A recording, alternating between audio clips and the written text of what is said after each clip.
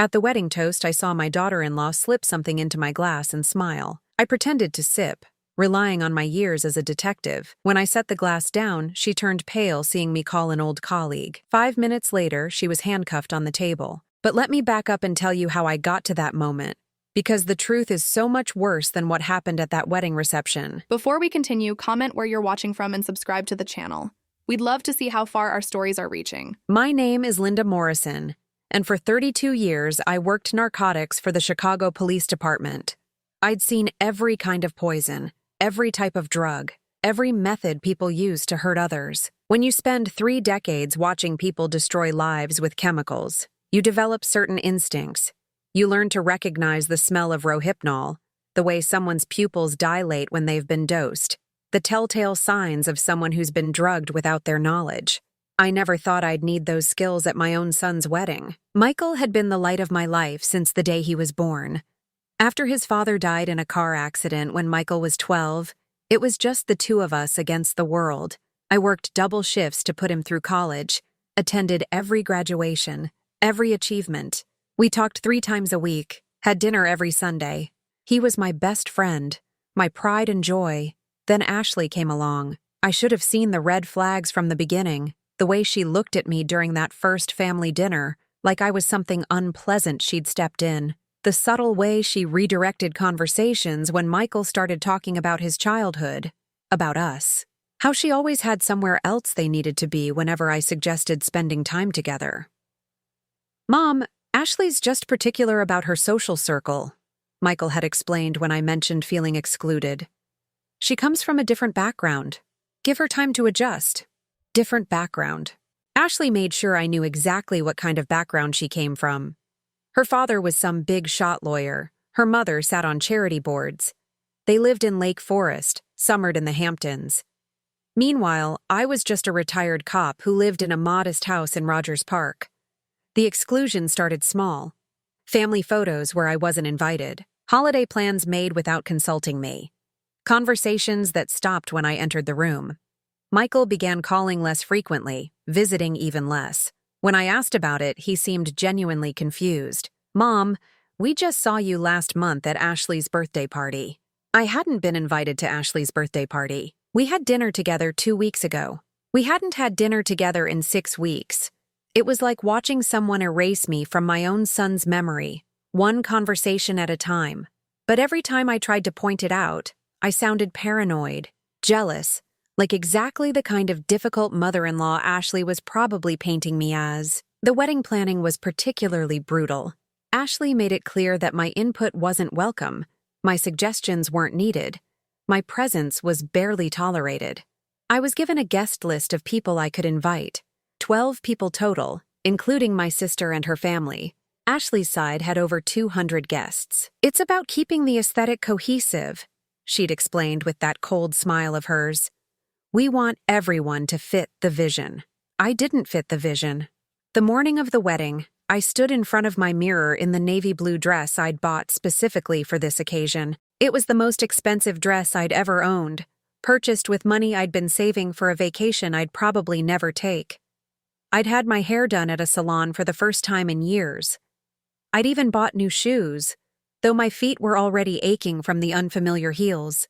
I looked like a mother of the groom should look. Proud, happy, appropriate. But as I drove to the venue, that familiar knot formed in my stomach. The same feeling I used to get right before a raid, when everything looked normal on the surface, but my instincts were screaming that something was wrong. The ceremony itself was beautiful. I'll give Ashley that. The church was decorated with white roses and baby's breath, soft lighting casting everything in a romantic glow. Michael looked handsome in his tuxedo, nervous but happy. Ashley was radiant in her designer gown, every inch the perfect bride. I sat in the second row, not the first. Ashley's parents occupied those prime seats while I sat behind them, watching my son get married from what felt like the cheap seats. Michael had looked back at me once during the vows, his smile warm and genuine, and for a moment it felt like my boy was still in there somewhere. The reception was held at the Drake Hotel. Ashley's choice, of course. Everything was crystal and gold, elegant and expensive. I found my assigned table, table 12, in the back corner, filled with Michael's distant relatives and work colleagues I'd never met. Ashley had made sure I wasn't seated anywhere near the family tables. I watched from my relegated position as Ashley worked the room, the perfect hostess, charming and gracious to everyone who mattered. She barely acknowledged my existence, which was nothing new, but seeing it happen at my own son's wedding cut deeper than I'd expected. Then came the toasts. Ashley's father spoke first, welcoming Michael into their family with warmth and genuine affection. Her mother followed, sharing sweet stories about Ashley's childhood, about how she'd always dreamed of this day. Michael's college friends told funny stories. His boss wished them well in their future together. I wasn't asked to speak. The mother of the groom, traditionally one of the most important people at the wedding, wasn't given a moment to share her thoughts, her love, her hopes for the couple's future. Instead, I sat in silence, watching my son's new life unfold without me in it. Then Ashley approached my table with champagne flutes, that bright smile fixed on her face like a mask. She was making her rounds, personally serving champagne to the special guests before her own toast as the bride. "Linda," she said, her voice honey-sweet for the benefit of the other guests at my table, "I wanted to personally thank you for everything you've done for Michael over the years. He's lucky to have such a dedicated mother." She set the glass down in front of me, and that's when I smelled it. Faint, almost masked by the champagne, but unmistakable to someone who'd spent decades identifying chemical odors. Rohypnol, date rape drug, odorless to most people, but I'd been exposed to it enough times to recognize the slight chemical undertone. My blood ran cold as Ashley's smile widened. She was watching me, waiting for me to drink. 20 years on narcotics detail kicked in. I lifted the glass, brought it to my lips, but kept my mouth closed as I tilted it back. The liquid touched my lips but didn't pass them. I set the glass down with a satisfied, and watched Ashley's face carefully. Relief. That's what I saw in her eyes. Relief and something that might have been satisfaction.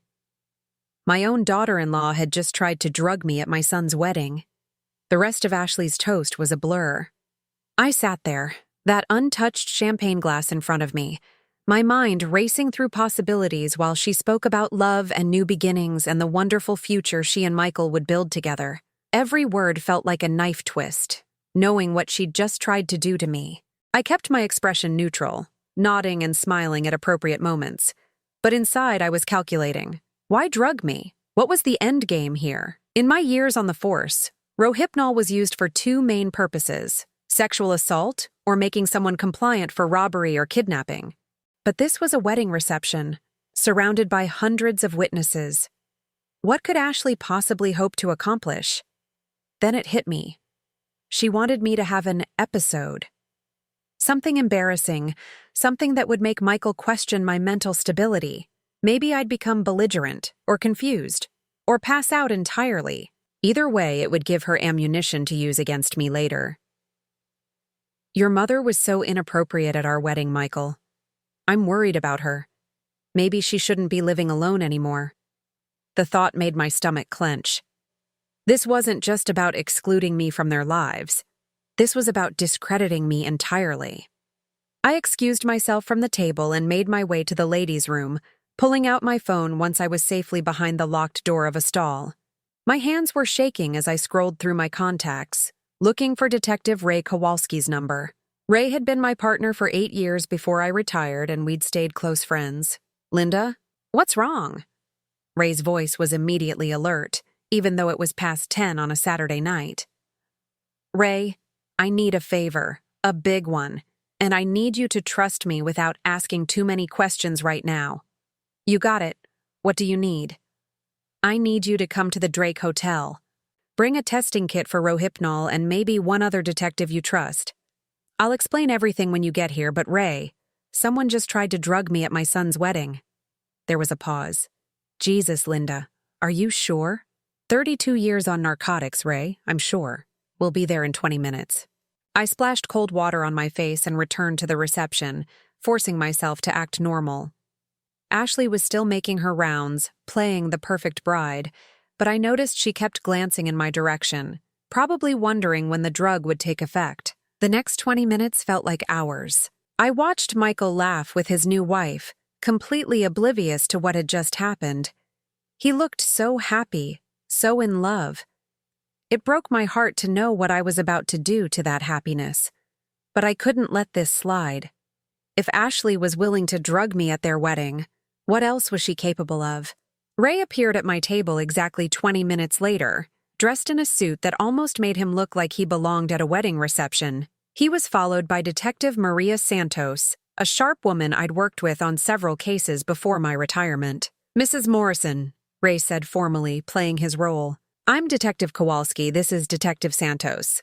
We understand you wanted to speak with us about a possible incident?" I stood up, my heart pounding. "Yes. Thank you for coming so quickly. The glass is right here." Ray discreetly slipped on latex gloves and carefully lifted the champagne flute, sealing it in an evidence bag Maria produced. "We'll have this tested immediately," he said quietly. "Linda, are you absolutely certain about what you saw?" "I smelled Rohypnol, Ray. She put something in my drink and watched me pretend to drink it. When I set the glass down, she looked relieved."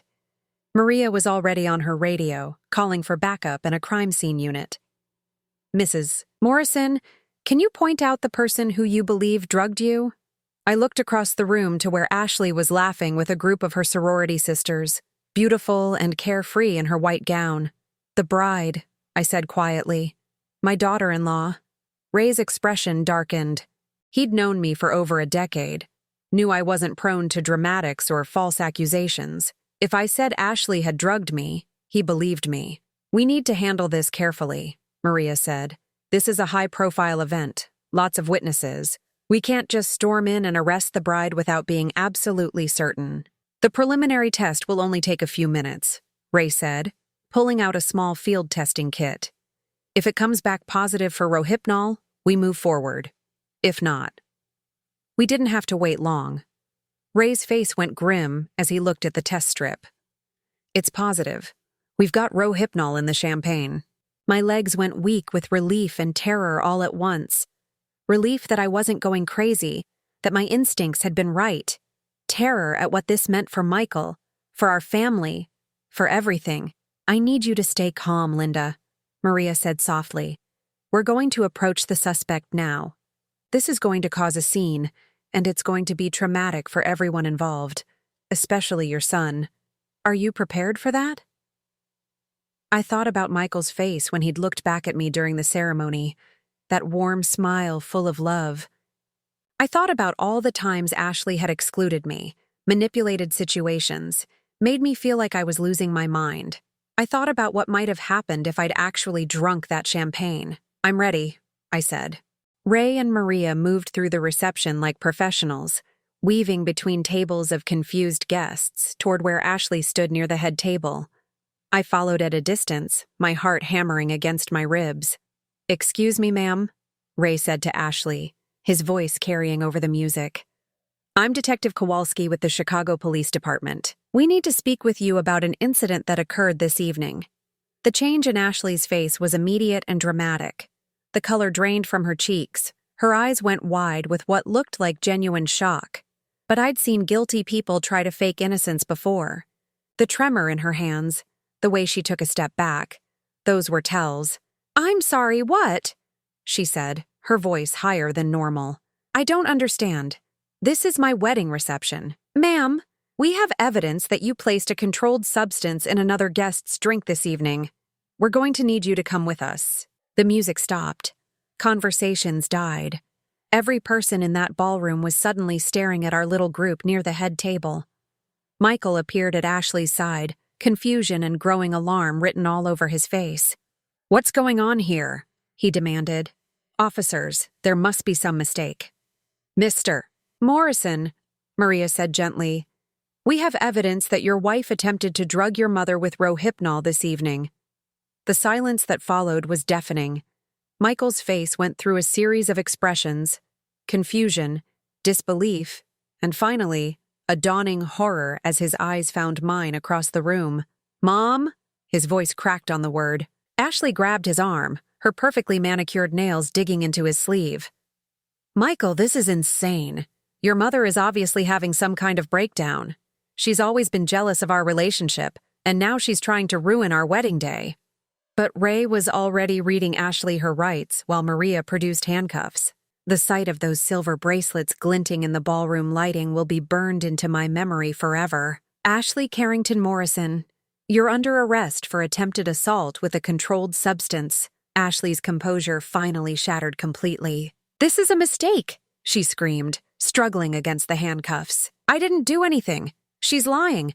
That bitter old woman is lying because she can't stand that Michael chose me over her." The word bitter hit me like a slap. Even while being arrested for trying to drug me, Ashley couldn't resist one final insult. Michael stood frozen, watching his new wife being handcuffed at their own wedding reception. Guests were pulling out phones, some trying to get pictures, others calling people to tell them what was happening. Ashley's parents were pushing through the crowd, her father shouting something about lawyers and false arrests. "Michael!" Ashley called out as they led her away. "Don't believe her! Don't let her destroy us! I love you!" But Michael wasn't looking at Ashley anymore.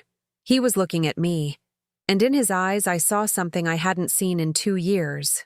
Recognition, not just of who I was, but of who I'd always been. His mother, the woman who'd raised him, protected him, loved him unconditionally, the woman who'd just saved herself from being drugged by his new wife. Ray approached me as the crowd slowly began to disperse, some guests leaving entirely, others clustering in small groups to whisper about what they'd just witnessed. "Linda, we'll need you to come down to the station tomorrow to give a full statement," he said quietly. "This is going to be a big case. Attempted poisoning at a society wedding. The media's going to be all over this." I nodded, still watching Michael, who seemed to be in shock. Ashley's father was following the detectives out, his wife sobbing dramatically on his arm. The perfect wedding had become a crime scene in the span of 15 minutes. "Mom," Michael's voice was barely a whisper as he finally approached me. "Mom, I'm so sorry. I don't understand what just happened, but God, what has she done?" I wanted to comfort him, to tell him everything would be okay, but I knew we were just at the beginning of this nightmare. Because as the shock of Ashley's arrest began to wear off, new questions were forming in my mind. Disturbing questions about how well Ashley had really known me, about whether this wedding had always been part of some larger plan. Questions about why a young woman from Lake Forest would go to such elaborate lengths to destroy a retired cop from Rogers Park. Questions that would lead me back into a world I thought I'd left behind forever. I didn't sleep that night. How could I? My son's wedding had ended with his bride in handcuffs, and I kept replaying every moment, looking for signs I'd missed. Michael had driven me home in silence, his face pale and drawn. When we reached my house, he'd just sat in the car for 10 minutes, staring at nothing. "I don't understand," he'd finally said. "Why would she do that to you? What did she hope to accomplish?" I didn't have an answer then. But lying in my bed at 3 a.m, staring at the ceiling, pieces of a puzzle I didn't know existed were starting to come together in my mind. The next morning, I was sitting at my kitchen table with my second cup of coffee when Ray called. "Linda, we need to talk. In person. There are some things about Ashley Carrington that you need to know. I'll be right there." The police station felt strange to walk into as a civilian. For 32 years, this had been my second home. Now I was escorted to an interview room like any other witness, though Ray had the courtesy to leave the door open. "Okay," Ray said, settling into the chair across from me with a thick file folder. "Let's start with what we learned after the arrest last night." He opened the folder and pulled out a photograph. "Is this the woman who drugged you?" I looked at the mugshot of Ashley, her makeup smeared, her wedding hair disheveled, her face twisted with anger. "Yes, that's her." "Linda, her name isn't Ashley Carrington." My blood went cold. "What?" "Her real name is Rebecca Walsh, age 28, from Milwaukee. She's got a record: petty theft, fraud, identity theft. She's been using the Ashley Carrington identity for about 3 years now." The room seemed to tilt. "That's impossible." Michael's known her for 2 years. They lived together. They were engaged. "She's been playing a long con," Ray said gently. The question is why? What made a small-time grifter from Milwaukee target your son specifically? I felt sick. His trust fund. His father left him money, and when we sold the house after I retired, Michael got half the proceeds. He's got about $200,000 in investments. Maybe, Ray said, but he didn't sound convinced. But Linda, there's something else. Something that makes this more complicated. He pulled out another photograph, this one older, grainier. A surveillance photo from what looked like the early 2000s, based on the timestamp in the corner. Do you recognize her? I studied the image. It was Ashley, or Rebecca, but younger, maybe 18 or 19. She was standing next to a man I didn't recognize, outside what looked like a nightclub. I don't think so, I said slowly. Should I? This photo was taken in 2003 outside the Blue Moon Club on North Halsted. It was in the file for Operation Snowfall. Operation Snowfall. I hadn't heard that name in 20 years, but it hit me like ice water. One of the biggest narcotics operations I'd ever worked. A 2-year investigation that took down a major drug distribution network. Dozens of arrests, millions of dollars in seized assets, careers made and broken. Ray, what does a photo from Snowfall have to do with Ashley drugging me? Because, according to our records, Rebecca Walsh was an informant on that case. She was dating Tommy Benedetto, one of the mid-level dealers we flipped. She fed us information about his operation in exchange for immunity on some charges she was facing. The room started spinning. Tommy Benedetto. I remembered him. Young, cocky, thought he was smarter than he actually was. We'd arrested him with half a kilo of cocaine and given him a choice. Cooperate or spend the next decade in prison. He'd chosen to cooperate, and his information had helped us work our way up the chain. I remember Tommy, I said slowly. But Ray, I handled dozens of informants during Snowfall. I can't remember every girlfriend or hanger-on who might have provided information. That's just it, Linda. You didn't handle Rebecca Walsh. I did. Ray leaned back in his chair, his expression grim. But here's where it gets interesting. Rebecca specifically asked about you during her debriefings, multiple times. She wanted to know about your background, your family, your personal life. I thought it was just curiosity at the time. Informants often get nervous about the cops they're working with. But looking back, she was gathering intelligence on me. The words felt like lead in my mouth. Even 20 years ago, she was gathering intelligence on me. It looks that way. And Linda, there's more. Tommy Benedetto died in prison 18 months after we arrested him. Someone shanked him in the shower. We always assumed it was retaliation from his former associates. But what if it wasn't? What if someone wanted to make sure he could never talk about his girlfriend's real interest in the case? I was having trouble processing this. You're saying that Ashley, Rebecca, has been planning this for 20 years? That she deliberately sought out my son, seduced him, married him, all as part of some elaborate revenge scheme? I'm saying it's possible. Think about it, Linda. How did she meet Michael? I tried to remember what Michael had told me about their first meeting. At a charity fundraiser. She was working for some nonprofit that helped at-risk youth. Which nonprofit? I don't remember. Something with a name like Second Chances or Fresh Start. Michael said she was passionate about helping kids who'd gotten in trouble with drugs. Ray made a note. We'll check that out. But Linda, I want you to think carefully about the past 2 years. Did Ashley ever ask you about your work? About specific cases? About people you'd arrested or operations you'd worked? The question hit me like a physical blow. Because now that I thought about it, Ashley had asked about my work. Not directly, not in ways that had seemed suspicious at the time. But during those early family dinners, when she was still pretending to be interested in getting to know me, she'd asked casual questions. Tell me about being a police officer, Linda. That must have been so dangerous. Did you ever work undercover? That sounds so exciting. I bet you saw some real criminals. The kind of people who would hold grudges. At the time, I'd been flattered by her apparent interest.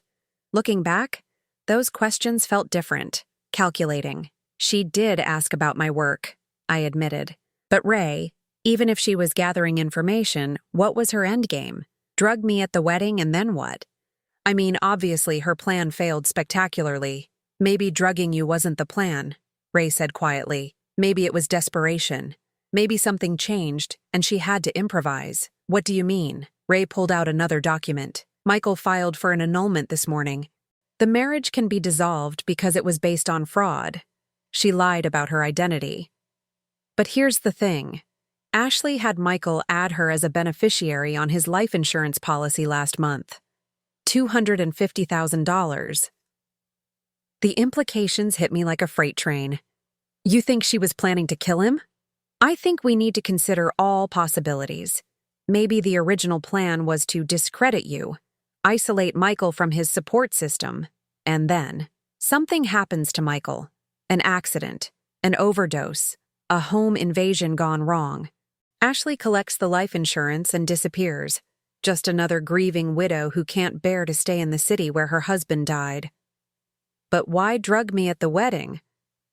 Maybe you were getting too close to something. Maybe you'd started asking the right questions, or she was worried you'd figure out her real identity. Drugging you would have accomplished two things. It would have made you look unstable, undermining any accusations you might make against her, and it might have given her time to complete whatever she had planned for Michael. I thought about the months leading up to the wedding, trying to remember if I'd said or done anything that might have spooked Ashley. Had I been asking too many questions? Had I stumbled onto something without realizing it? Then it hit me. 2 weeks before the wedding, I'd run into Mrs. Patterson from my old neighborhood. She'd mentioned seeing Michael with a young woman at the grocery store, and I'd corrected her, saying his fiancée's name was Ashley Carrington, not Rebecca somebody. Mrs. Patterson had insisted she'd heard the woman answer to Rebecca when someone called her name. At the time, I'd dismissed it as a case of mistaken identity, but what if Mrs. Patterson had been right? What if Ashley had slipped up, answered to her real name in public, and Mrs. Patterson had innocently mentioned it to me? Had Ashley been watching me closely enough to know about that conversation? Had she realized her cover was blown? Ray, I think I know what spooked her. I told him about Mrs. Patterson and the name mix-up. Ray's expression grew darker with every word. So she knew you were on to her, at least partially. The question is, what was she planning to do about it? And Linda. Ray's voice grew serious. Where's Michael now? Is he somewhere safe? The question sent ice through my veins. He went back to their apartment last night. Oh God, Ray. What if she made bail? What if she's out there right now? Ray was already on his feet, reaching for his radio. Maria, I need a wellness check on Michael Morrison immediately, and I want to know the status of Rebecca Walsh's bail hearing. The response crackled back almost immediately. Walsh is still in custody, awaiting arraignment. No bail has been set yet. I felt some of the tension leave my shoulders, but not much. Ray, even if she's in jail, what if she has accomplices? What if this whole thing was bigger than just her? We're going to find out, Ray said grimly. But Linda, I need you to understand something. If Rebecca Walsh has been planning this for 20 years, if she's gone to these lengths to get close to you and your family, then this isn't over. Even with her in custody, you and Michael could still be in danger. The weight of those words settled over me like a lead blanket. For 20 years, I'd thought Operation Snowfall was closed, finished, a successful case from my past. Now I realized it might have been the beginning of something much more dangerous, something that had been stalking my family for 2 decades, waiting for the perfect moment to strike. And last night, at my son's wedding, that moment had finally come. Michael was sitting on my couch when I got home from the police station, still wearing his wrinkled wedding clothes from the night before. He looked like he'd aged 10 years in 12 hours. Mom, he said without looking up, I need to know everything. About your work, about Operation Snowfall, about why someone I thought I loved would want to destroy our family. I sat down beside him, my heart breaking for what this revelation was doing to him. Michael, honey, I'm still trying to understand it all myself. The police called me this morning. They told me her real name is Rebecca Walsh, that she's been lying to me about everything for 2 years. His voice cracked. They asked me if she ever seemed interested in information about you, about your cases. And Mom, she was. I just thought she was trying to get to know you better. The pain in his voice was unbearable. What kind of things did she ask about? Everything. Your career, your cases, your partners. She wanted to know about Dad, too. When he died, how it affected you, whether you kept any work files at home. Michael finally looked at me, his eyes red-rimmed. She said she wanted to understand what shaped you, what made you the strong woman you were. I thought it was sweet that she cared so much about my family history. Every word was like another piece of the puzzle falling into place. Ashley, Rebecca, had been conducting a thorough intelligence operation, using Michael's love for both of us to gather information about my work and my vulnerabilities. Michael, I need you to think carefully. Did she ever ask about specific cases? Names of people I'd arrested or worked with? He was quiet for a long moment, his hands clasped tightly in his lap. She asked about Tommy Benedetto. My blood ran cold. What did she ask? She said she'd been reading about old drug cases online, researching Chicago crime history for some nonprofit project she was working on. She came across Operation Snowfall and saw your name mentioned in some old newspaper articles. She asked if you ever talked about that case, if it had been particularly difficult or dangerous. What did you tell her? I told her you never talked about your work in detail, but that I remembered you being stressed about something around that time. You were working a lot of late nights, taking phone calls at all hours. I was about 16, and I was angry that you were never home. He looked at me with guilt in his eyes. I told her I used to complain about your informants calling the house at weird hours, how one guy in particular seemed to call all the time, Tommy Benedetto. Rebecca would have known exactly who Michael was talking about. Did you tell her anything else about that time? I mentioned that you kept some old files in the basement storage room, case notes and reports that you brought home when you were working big investigations. I told her you always said those files might be important someday, that you never threw anything away. The pieces were clicking together with terrifying clarity. Rebecca hadn't just been gathering information about me, she'd been looking for something specific. Something she thought I might have kept from the Snowfall investigation. Michael, I need to check something in the basement, and I need you to call Detective Kowalski right now and tell him what you just told me. The basement storage room was exactly as I'd left it when I retired 5 years ago. Boxes of old case files, organized by year and operation. It didn't take long to find the Snowfall files, 3 bankers' boxes full of reports, interview transcripts, surveillance photos, and evidence logs. I pulled out the box labeled Informant Files and started going through the documents. Tommy Benedetto's file was thick, full of meeting reports and information summaries. But as I read through them, something seemed off. There were gaps in the chronology, meetings that were referenced but not documented, and several mentions of secondary information sources that weren't identified by name, just coded references like Source B and Associate Number 3. One report caught my attention.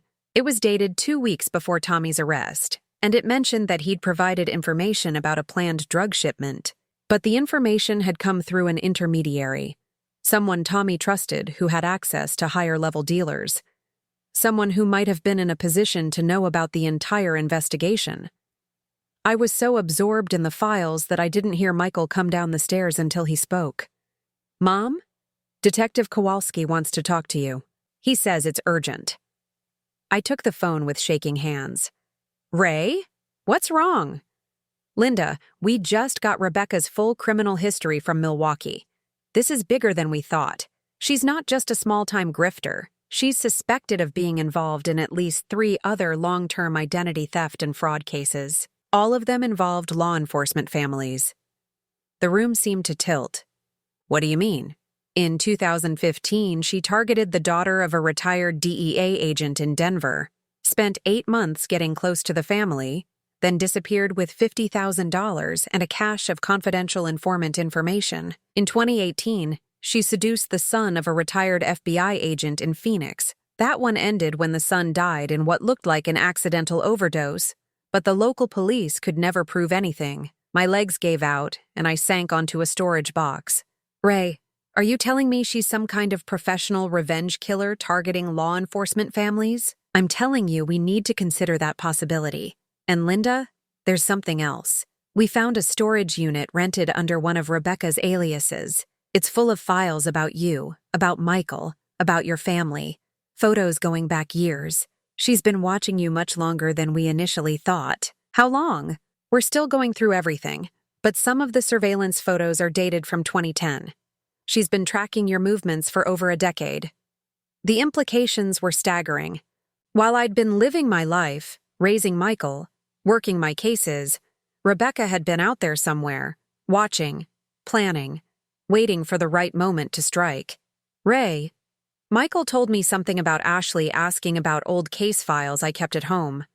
I'm in the basement right now looking at the Snowfall files, and there are gaps in the documentation. Information that's referenced, but not included. What kind of information? I looked at the report in my hands again, reading more carefully this time. Ray, I think Tommy Benedetto might have had access to information about other ongoing investigations. Information that could have compromised other cases, other informants. Are you saying he might have been feeding information to criminal organizations? I'm saying someone was. And if Rebecca was close to Tommy, if she was privy to the intelligence he was gathering. I stopped, the full scope of what we might be dealing with finally hitting me. Ray, what if Operation Snowfall didn't end the way we thought it did? What if shutting down that distribution network wasn't a victory? What if it was exactly what someone wanted us to do? The silence on the other end of the line stretched for several seconds. Linda, are you suggesting that the entire Snowfall investigation was orchestrated? That we were being manipulated? I don't know, but Ray, think about it. Tommy gives us information that leads to arrests. Those arrests take out competition for other drug operations. Tommy dies in prison before he can reveal who he was really working for, and his girlfriend disappears, only to resurface 20 years later targeting the detective who handled the case. Jesus, Linda. If you're right, then Rebecca isn't just some revenge-seeking criminal. She's a professional cleaner, sent to eliminate loose ends from an operation that's been running for decades. I heard voices in the background, Ray talking to someone else. When he came back on the line, his voice was tense. Linda, we just got word that Rebecca made bail. Her lawyer, some high-priced attorney from downtown, posted a $250,000 bond an hour ago. The phone slipped in my sweaty palm. She's out? She's out. And Linda, the address she gave for bail release? It's not the apartment she shared with Michael. It's an address in Evanston that doesn't exist. I felt Michael tense beside me as he heard Ray's words. What does that mean? It means she's disappeared again, Ray said grimly. And this time she knows we're onto her. Linda, I'm sending units to your house right now. Don't go anywhere. Don't answer the door for anyone you don't recognize, and keep Michael close. After I hung up, Michael and I sat in the basement storage room surrounded by 20-year-old case files, waiting for the police to arrive. The silence was broken only by the sound of papers rustling as I continued going through the Snowfall documentation, looking for clues about what Rebecca might really be after. Mom, Michael said quietly, I need to ask you something, and I need you to be completely honest with me. I looked up from the files. Of course. During Operation Snowfall, did you ever suspect that something wasn't right? That maybe the investigation was being compromised somehow? The question hit me like a punch to the gut because the answer was yes. There had been moments during Snowfall when I'd felt like we were always one step behind, like the criminals we were chasing seemed to know we were coming, raids that turned up empty warehouses, surveillance targets who disappeared right before we moved in. At the time, I'd chalked it up to bad luck or the inevitable difficulties of working with unreliable informants. But looking back with 20 years of hindsight and the knowledge of what Rebecca had been doing, yes, I admitted. There were things that didn't feel right. But, Michael, I was just one detective on a large task force. I didn't have access to all the intelligence, and I trusted that my superiors knew what they were doing. What if they didn't? What if some of them were compromised too? It was a thought I didn't want to entertain, but it was becoming harder to ignore. If Rebecca was part of a larger operation, if she'd been gathering intelligence on law enforcement families for decades, then the corruption could run much deeper than just one rogue informant. The sound of cars pulling into my driveway interrupted my thoughts. Through the basement window, I could see the flashing lights of police cruisers. Ray was taking no chances with our safety. But as I watched the officers get out of their cars, a new fear gripped me. If Rebecca was part of a larger criminal organization, if she had connections that ran deep enough to corrupt investigations and eliminate witnesses, then how could I be sure that everyone coming to protect us was really on our side? How could I know who to trust when the enemy had been studying us for 20 years, learning our weaknesses, identifying our allies? As footsteps echoed on my front porch and someone knocked on the door, I realized that the real nightmare was just beginning. Because Rebecca Walsh wasn't just some scorned informant seeking revenge. She was a ghost from a case I thought was closed, come back to finish something that had been started decades ago, and I was beginning to suspect that everyone I'd trusted, everyone I'd worked with, everyone I thought was on my side might have been compromised from the very beginning. The knock came again, more insistent this time.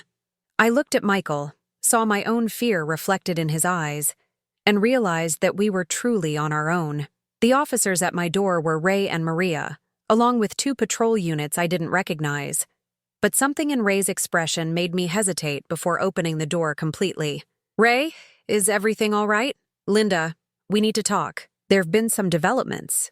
His voice was strained, and he kept glancing at the patrol officers behind him in a way that made me uneasy. I opened the door wider, but kept my hand on Michael's arm.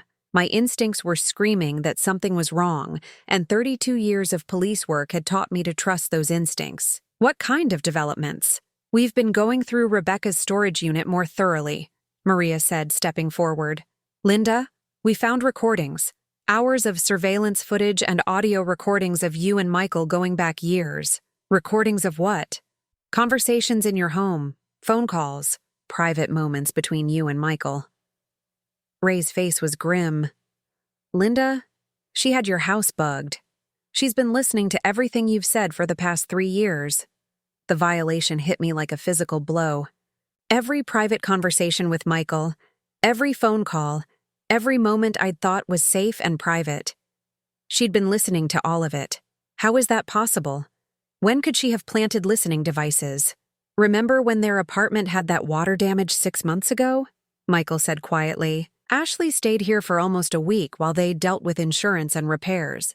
She said she wanted to help out around the house, do some cleaning and organizing while she was here.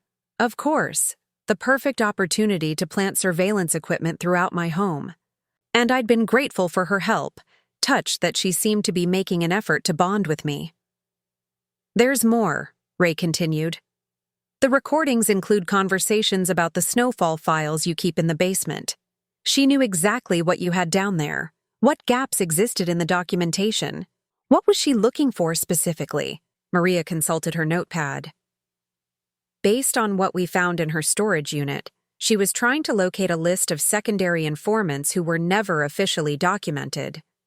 People who provided information to Tommy Benedetto that he passed on to you, but whose identities were never recorded in the official files." The implication hit me immediately. Witnesses. She was looking for witnesses who could testify about what really happened during Operation Snowfall. That's what we think. And Linda, we believe she found what she was looking for. Ray handed me a piece of paper, a photocopy of a handwritten note that looked like it came from my own files. My handwriting was clearly visible at the top of the page. "Do you remember writing this?" I studied the note. It was a summary of a conversation with Tommy Benedetto, dated 3 weeks before his arrest. According to my notes, Tommy had mentioned that his girlfriend Rebecca had overheard conversations between high-level dealers about a planned elimination of law enforcement officials who were getting too close to their operation, but I had no memory of writing this note. More importantly, the handwriting looked like mine, but something about it felt off. The pen pressure was different, the letter formations slightly unnatural. "Ray, I don't think I wrote this. We had our handwriting expert take a look. It's a very good forgery, but it's definitely not your writing. Someone created this document and planted it in your files." "Rebecca?" "That's our theory. But Linda, here's the thing. This forged document mentions specific names, law enforcement officials who were supposedly targeted for elimination. And 3 of those names are cops who died in what looked like accidents or random crimes over the past 20 years. My blood ran cold. You're saying those weren't accidents? We're saying it's possible. And if Rebecca has been systematically eliminating people connected to Operation Snowfall, then you and Michael are in immediate danger. Michael grabbed my arm. Mom, we need to get out of here. If she knows the house is bugged, if she's been listening to our conversations, then she knows we're onto her. But as I looked at Ray and Maria, something in their expressions didn't feel right. There was an urgency there that seemed forced, theatrical. And the patrol officers behind them were positioned in a way that blocked our exit, rather than protected it. Ray, I said carefully, how did you know to look for forged documents in my files? He hesitated for just a moment, barely a second, but it was enough. In that hesitation, I saw something that made my blood freeze. Guilt, recognition, the look of someone who'd been caught. Linda, we need to go now. It's not safe here. Who told you about the forged documents, Ray? Linda, please, we don't have time for this. But I was already backing away from the door, pulling Michael with me. Because suddenly everything was clicking into place. Ray's convenient arrival at the wedding just minutes after I called. His quick willingness to arrest Ashley without waiting for backup or additional evidence. His intimate knowledge of Operation Snowfall, details that should have been buried in 20-year-old files. You've been working with her, I said quietly. All these years, you've been working with Rebecca. Ray's expression changed, the mask of concern dropping away to reveal something colder underneath. Linda, you always were too smart for your own good. Maria stepped forward, and I saw she had her hand resting on her service weapon. Mrs. Morrison, we need you to come with us quietly. No one needs to get hurt. Mom, what's happening? Michael's voice was tight with fear. I kept my eyes on Ray, my former partner, the man I'd trusted with my life dozens of times over the years. How long, Ray? How long have you been feeding information to them? Since the beginning, he said simply. You were always so focused on doing the right thing, Linda. You never understood that sometimes the system is too broken to work within. Sometimes you have to find other ways to make money, to survive. So you sold out your fellow officers? You helped murder cops? I helped eliminate threats to a very profitable operation. Operation Snowfall wasn't about stopping drug dealers, Linda. It was about eliminating competition for the right drug dealers. The ones who were willing to pay for protection. The betrayal cut deeper than anything Rebecca had done. Ray had been my partner, my friend.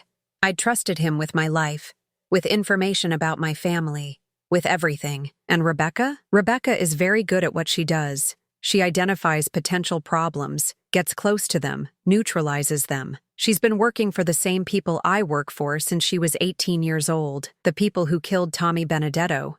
Tommy was getting scared, starting to ask questions about where his information was really going. He was becoming a liability. I felt sick. All those years, all those cases we'd worked together, and Ray had been feeding information to the criminals we were supposed to be catching. How many operations had been compromised? How many officers had died because of intelligence he'd provided? But why wait 20 years to come after me? What changed? Ray smiled, and it was the coldest expression I'd ever seen on his face. You retired, Linda. You took your files home. Files that contain evidence of things that could bring down a very extensive and profitable network. We needed those files, and we needed to make sure you couldn't remember what was in them. So Rebecca seduced Michael to get close to me. It was supposed to be simple. She gets close to your family, gradually isolates you, makes everyone think you're losing your mental faculties. Maybe you have a few accidents, take a few falls. Eventually you die quietly in your sleep. Just another elderly retiree who lived alone. Michael inherits your house, and Rebecca has access to clean out anything problematic. But I recognize the Rohypnol. That was unfortunate. We underestimated your instincts. Ray's expression hardened, but it doesn't matter now. The end result is the same. Maria had drawn her weapon now, keeping it low but visible. The patrol officers had moved closer, effectively surrounding us in my own living room. Ray, please, Michael said, his voice breaking. I don't understand what this is about, but my mother never hurt anyone. She was always one of the good ones. That's exactly the problem, kid. The good ones are dangerous. They ask questions, they keep records, they remember things that are better forgotten. I looked around my living room, the space where I'd raised Michael, where we'd celebrated birthdays and holidays, where I'd felt safe for the past 5 years of retirement. Now it felt like a trap, with armed officers blocking every exit. But as I glanced toward the kitchen, I saw something that gave me hope. The basement door was still open from when Michael and I had been downstairs looking at files. And more importantly, I remembered something about my house that Ray had never known. When I'd had the house renovated after retiring, I'd installed a panic room in the basement. Old habits from years of dealing with criminals who might hold grudges. It had seemed paranoid at the time, but now it might be our only chance. Ray, before you do whatever you're planning to do, I want to know one thing. How many cops have you helped murder over the years? He seemed to consider the question seriously. 17, including you, it'll be 18. The casual way he said it, like he was discussing the weather, made my stomach turn. This man I'd worked alongside, laughed with, trusted with my life, he was a serial killer who wore a badge. And Michael? What happens to my son? Tragic accident. Devoted son dies trying to protect his mentally ill mother during a home invasion. Very sad. That was enough. I squeezed Michael's hand in a pattern we'd used when he was little. 3 short squeezes meant, follow my lead. Then, I did something I hadn't done in 20 years of police work. I screamed, not a scream of fear, but a scream of pure rage. The sound that came out of me was primal, the cry of a mother protecting her child. And in the split second of confusion that followed, when every person in the room turned to look at me, I pushed Michael toward the kitchen and the open basement door. Run! Gunshots exploded behind us as we dove down the basement stairs. I heard Ray shouting orders, heard footsteps thundering across my hardwood floors. We had maybe 30 seconds before they followed us down. The panic room was hidden behind a false wall in the storage area. I'd shown Michael where it was years ago, as a precaution he'd thought was silly at the time. Now, it might save both our lives. The door sealed just as footsteps reached the bottom of the stairs. The room was small but well-equipped. Water, food, a separate phone line that bypassed the house's main system, and most importantly, a direct connection to the FBI field office that I'd insisted on when the room was built. Mom, what's happening up there? Michael whispered. Through the room's surveillance monitor, I could see Ray and the others searching the basement, looking for us. They knew we were down here somewhere, but the panic room had been built by professionals. It would take them time to find it. I was already dialing the FBI. This was beyond local police now. We were dealing with a corruption network that included at least one detective and probably others. We needed federal intervention. This is Linda Morrison, retired Chicago PD. I need to report the murder of multiple law enforcement officers and an ongoing threat to my life and my son's life. Detective Ray Kowalski is in my house right now with armed accomplices, planning to kill us. As I gave the FBI agent our location and the details of what we'd discovered, I could hear Ray's voice through the surveillance system. He was on his radio, talking to someone. The situation is compromised. We need the cleanup crew here now. And contact Rebecca. Tell her to accelerate the timeline. We're moving to final phase. Final phase? That didn't sound good, but for the first time in days, I felt like we had a fighting chance. The FBI was on the way, we were safe for the moment, and most importantly, I finally knew who the real enemy was. The woman who tried to drug me at my son's wedding wasn't the mastermind. She was just the weapon. The real threat had been sitting at the detective's desk next to mine for 8 years, learning my methods, gaining my trust, waiting for the perfect moment to strike. But Ray Kowalski had made one critical mistake. He'd underestimated a mother's instinct to protect her child. And that was going to cost him everything. The FBI arrived 43 minutes after my call. Through the panic room's surveillance system, Michael and I watched as federal agents surrounded my house, their voices crackling through bullhorns as they ordered Ray and his accomplices to surrender. What followed was a 15-minute standoff that ended when Ray realized he was outnumbered and outgunned. The corrupt officers were taken into custody without shots being fired, though Ray kept screaming about lawyers and constitutional rights, even as they put him in handcuffs. The irony, I murmured to Michael as we watched from our hidden room. is that he's demanding the same constitutional protections he spent 20 years denying to other people. Agent Sarah Chen, the FBI supervisor who'd taken my call, personally escorted us out of the panic room. She was a small woman with sharp eyes who reminded me of myself at that age, determined, focused, and not easily fooled. Mrs. Morrison, what you've uncovered here is going to have implications far beyond Chicago. We've been tracking a corruption network for years, but we could never get close enough to identify the key players. She led us upstairs to my living room, which was now swarming with federal agents collecting evidence. Your former partner has already started talking. Apparently, he's more afraid of his criminal associates than he is of federal prison. What's he saying? That this network has been operating for over 30 years, placing corrupt officers in departments across the Midwest. They identify promising young cops, compromise them gradually, then use them to protect drug operations, eliminate competition, and silence witnesses.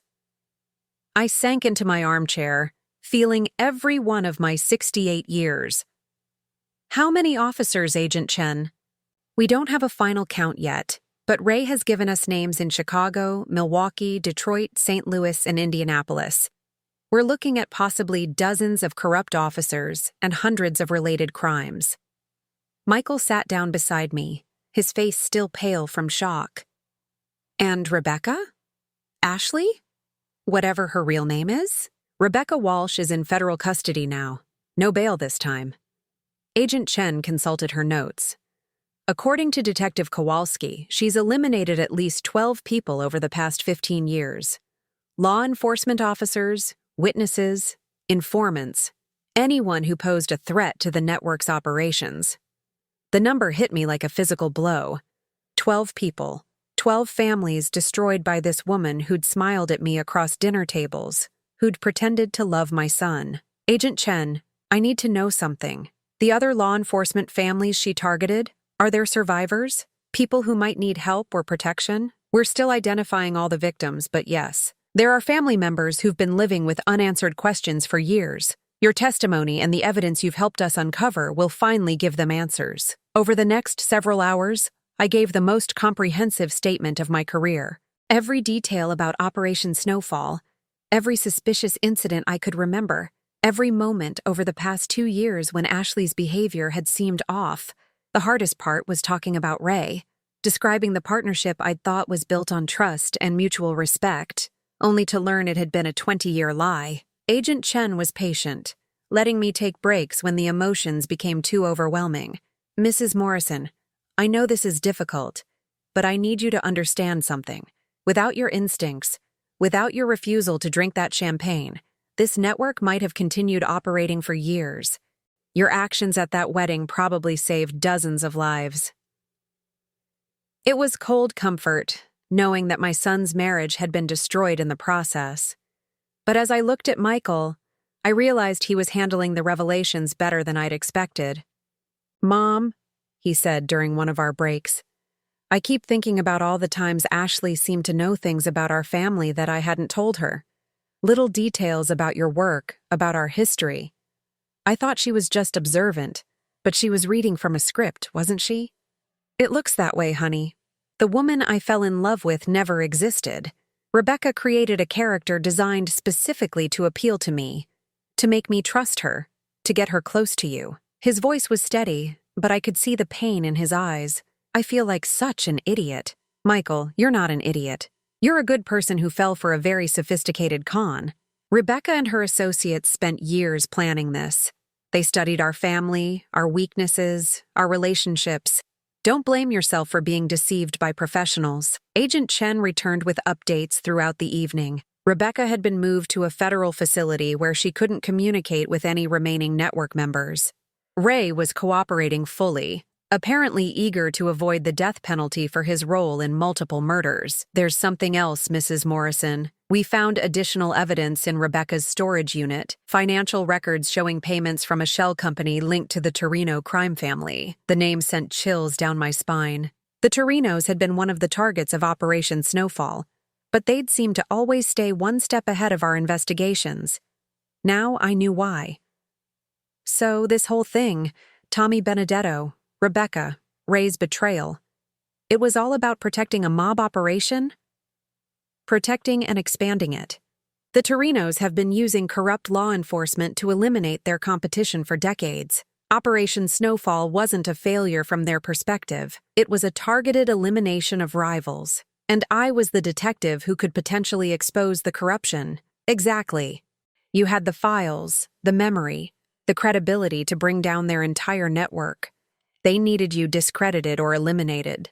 As the night wore on, more pieces of the puzzle fell into place. The FBI had been monitoring increased chatter in organized crime circles over the past year, discussions about a final cleanup operation to eliminate remaining loose ends from old cases. My retirement had triggered their timeline. As long as I was active duty, my files were secure in police custody. But once I brought those files home, I became vulnerable. Mrs. Morrison, we're going to need you to testify in multiple trials over the next few years. Are you prepared for that? I looked around my violated home, the living room where corrupt officers had threatened my life, the basement where I'd hidden with my son, fearing for our lives.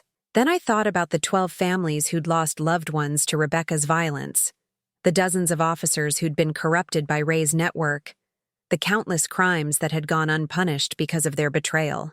Agent Chen, I've spent my entire career fighting for justice.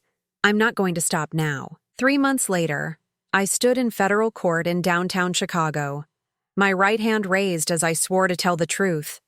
The courtroom was packed with media, law enforcement officials, and family members of victims. Ray sat at the defendant's table, looking smaller and older than I remembered. He wouldn't meet my eyes as I testified about our partnership, about the trust he'd betrayed, about the night he'd tried to kill me and my son. Rebecca's trial had been held separately, and she'd been convicted on 17 counts of murder in the first degree. She was currently awaiting sentencing at a maximum security federal facility, where she would likely spend the rest of her life. The testimony was emotionally draining, but also cathartic. For months, I'd been carrying the weight of betrayal, violation, and fear. Standing in that courtroom, speaking truth about corruption and murder, I felt like I was reclaiming my voice. Michael was there every day, sitting in the gallery with other family members of victims. Seeing him support me through this process, watching him heal from his own trauma, gave me strength. During cross-examination, Ray's lawyer tried to paint me as a bitter ex-cop seeking revenge against a former colleague, but the evidence was overwhelming. Financial records, surveillance footage, recorded conversations, and testimonies from other victims. Ray was convicted on 43 counts, including murder, conspiracy, corruption, and racketeering. The judge sentenced him to life in prison without the possibility of parole. As the gavel fell, I felt something I hadn't experienced in months. Peace. Not happiness. The betrayal still hurt, and the violation of our family would take time to heal. But the knowledge that justice had been served, that Ray and Rebecca would never hurt anyone else, gave me a sense of closure. After the sentencing, Agent Chen approached me in the courthouse hallway. Mrs. Morrison, I wanted to let you know that your testimony has helped us identify and arrest 12 other corrupt officers in 5 different states. The network that targeted your family has been completely dismantled. What about the Torino crime family? Multiple arrests this morning. With Ray's cooperation and the evidence you helped us gather, we've been able to dismantle their entire operation. It's the largest organized crime bust in Illinois history. Walking out of the courthouse with Michael, I felt like I was stepping into a new chapter of my life. The past 6 months had been a nightmare, but they'd also shown me that I was stronger than I'd known.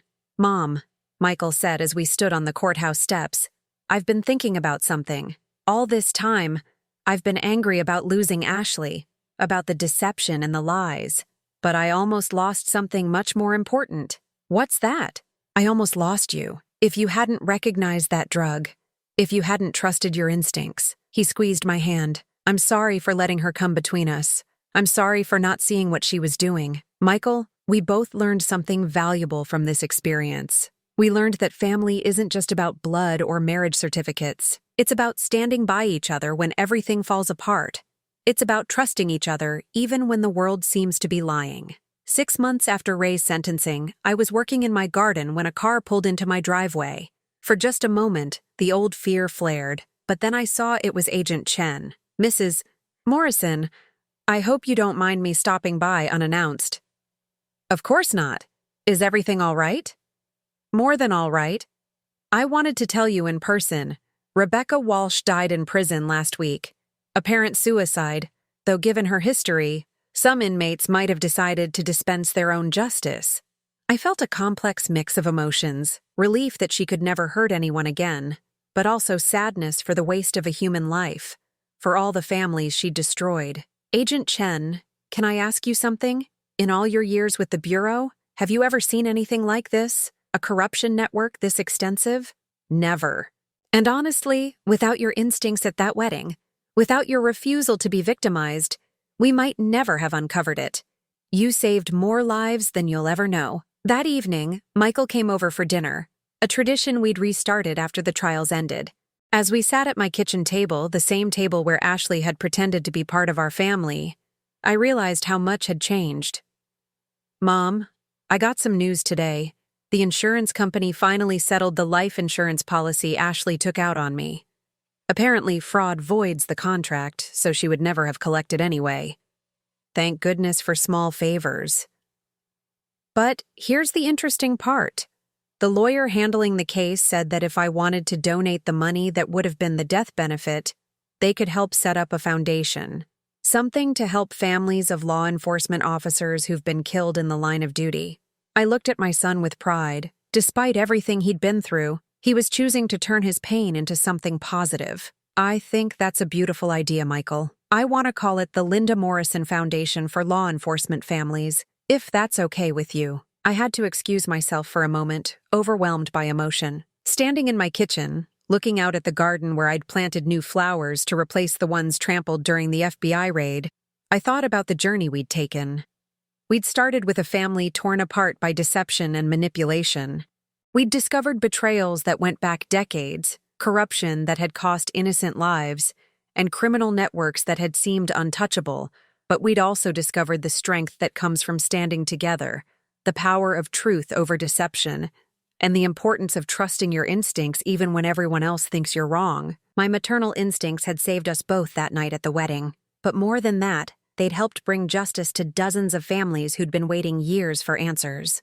As Michael and I worked together to clean up dinner, chatting about his foundation plans and my own idea to write a book about corruption in law enforcement, I realized that Rebecca and Ray had failed in the most important way possible. They'd tried to destroy our family, but instead they'd made us stronger. They'd tried to silence the truth, but instead they'd given us a platform to speak even louder. And most importantly, they'd underestimated the power of a mother's love to protect her child and seek justice for all the children whose parents couldn't protect them anymore.